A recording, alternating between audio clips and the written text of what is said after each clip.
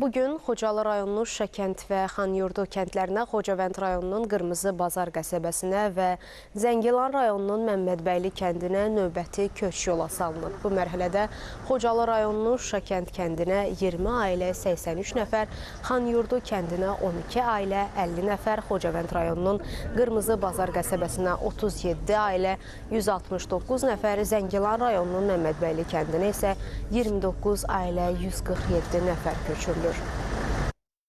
Gedirik öz kəndimizə, köhnə yurdumuza, köhnə vətənimizə, xoş təəssüratlarla gedirik. Sağ olun, şəhidlərimizə Allah rəhmət eləsin. Şəhidlərimizin sayəsində torpaqlarımız alınıbdır. Allah onlara rəhmət eləsin, yerlərin nurunla dolsun. Allah Teala qazilərimizə şəfa versin. Mən 33 ildir o vaxtdan gəlmişəm. İndi birinci səfərdə qayıdıram da kəndimizə. Allah şəhidlərimizə rəhmət eləsin. Ordularımıza can sağlığı, qazilərimizi qorusun.